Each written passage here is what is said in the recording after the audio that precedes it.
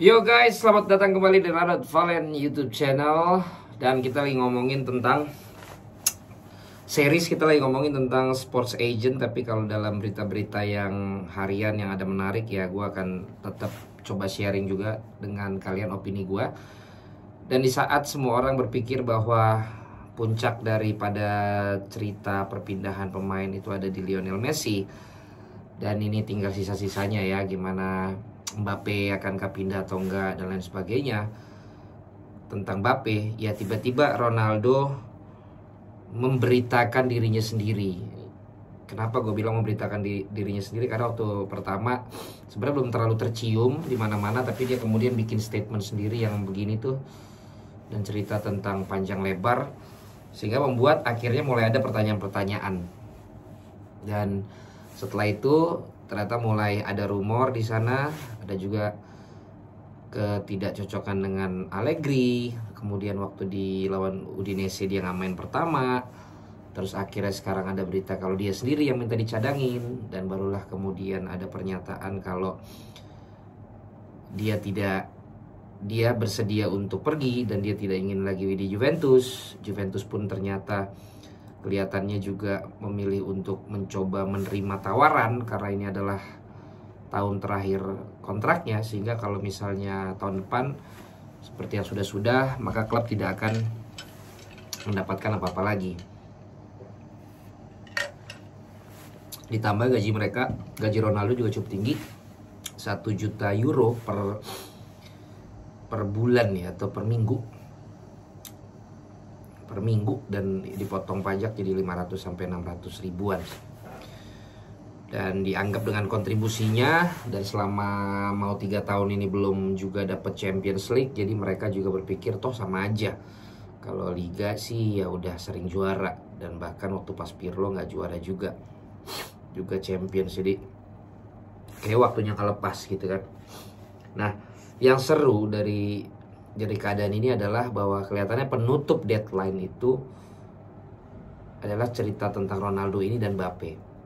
Nah, khusus Mbappe, kita tahu dia pengen jadi superstarnya sekarang, makanya dia agak nggak betah tapi juga pengen pindah ke Madrid.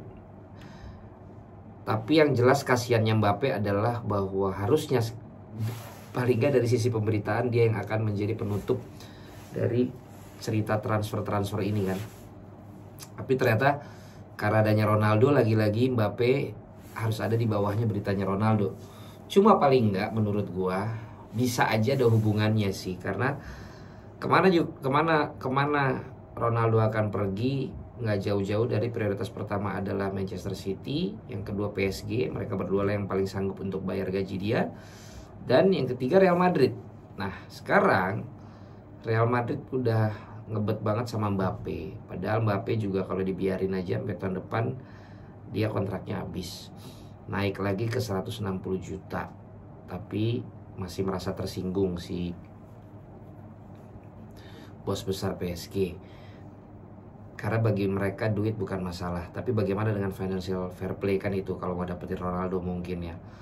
Jadi kalau misalnya Mbappe pergi dapet duit juga, si ngurangin beban gajinya Mbappe, datangin Ronaldo dengan transfer yang lebih murah, terus gajinya Ronaldo, dan kalau emang lolos fair play ya bisa aja dia gabung di situ. Tapi gue lihat inilah peran seorang agennya Ronaldo, karena dia tahu benar bahwa ternyata memang untuk memaintain Messi dan Ronaldo ini, sepertinya daripada mereka jadi satu tim, mendingan tetap rivalitas. Kenapa? Karena dengan rivalitas itu mereka tidak di bawah satu klub yang sebenarnya kalau secara cita-cita akhir season atau akhir karir mereka sih gue pengennya mereka bareng. Tapi karena mereka dalam usia yang udah cukup tua tapi masih ngejual, gue lihatnya terutama Ronaldo dengan agennya. Ronaldo kan udah 37 atau 36 ya, Messi masih 34. Dengan berada di satu tim, maka posisi negonya bisa jadi Ronaldo akan turun karena jelas dari sisi usia, dari sisi ketahanan, dia akan bertahan di level fitness dan usianya sekarang. bisa jadi ya seperti Mbappe, bahwa Ronaldo akan ada di bawah Messi. Dan bargainingnya juga jadi dia nggak bisa tawar-menawar seperti sekarang dia mengajukan ke Manchester City. Kenapa demikian? Karena sepertinya Ronaldo mungkin gue pikir dia ngomong-ngomong nih sama Mendes. Gimana ya, dari kemarin semua beritanya Messi, semuanya beritanya Messi. Akhirnya semua kasih lihat kalau Messi itu yang paling populer. Gue pengen nih Mendes, jangan sampai Messi semua nih pemberitaan. Akhirnya Mendes pun mikir, menurut gue ya, oke, kontrak udah tinggal setahun, mending win-win aja. Kita bilang aja lo ada masalah sama Allegri. Juventus juga sebenarnya lewat Nedved bilang nggak apa-apa, tapi sebenarnya ini gorengan aja gitu loh, karena udah sama-sama win-win. Daripada ntar lo tahun depan ngelepas gue nggak dapet duit, dan sekarang gue juga main ngabisin uang lo, mendingan gue sekarang cabut untuk menjaga harga dan eksistensinya dia. Nah, Mendes kira-kira kan akhirnya dia lihat ketika semua pemberitaan dari sisi pemain itu ada di Ronaldo, sementara itu dari sisi klub di Messi, dan dari sisi klub ada di PSG.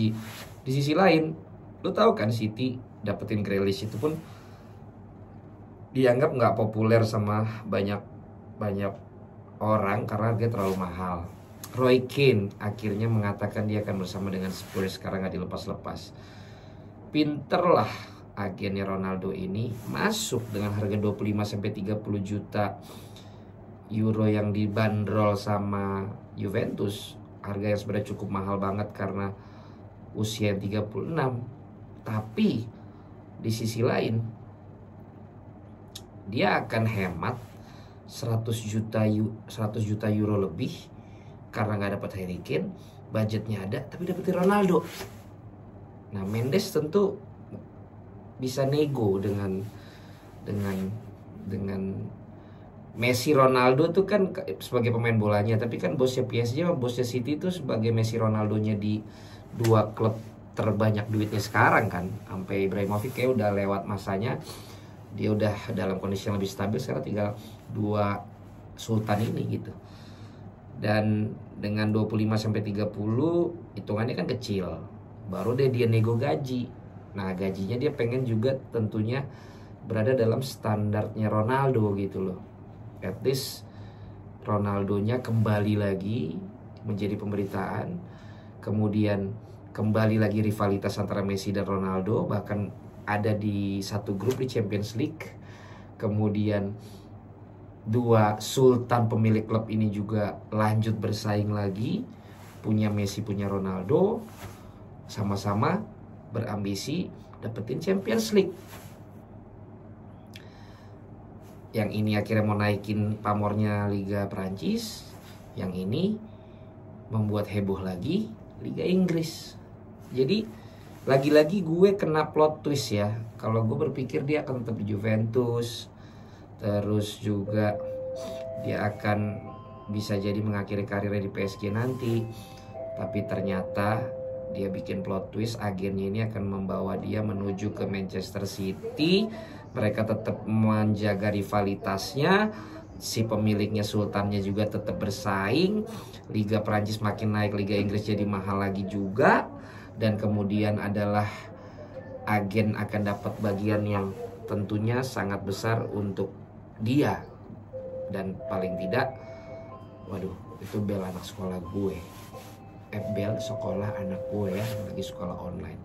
Jadi lagi-lagi gue kena plot twist ya. Ini memang jago-jagonya para agen nih, jago-jagonya para pemain di dalam transfer sepak bola yang membuat jadi kayak begini. Dan kalau ini akhirnya terjadi, dan kemudian juga si Kylian Mbappe juga pindah, nah ini bisa dibilang salah satu agenda bursa transfer yang paling seru ya, dan tentunya paling menguntungkan Fabriziano Romano kalau menurut gue.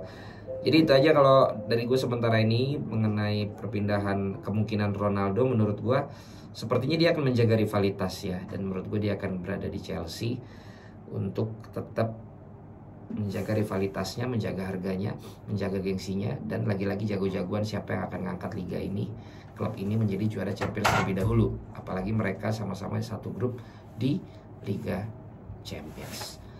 Oke guys, itu dulu dari gua. Sampai ketemu lagi di konten-konten berikutnya.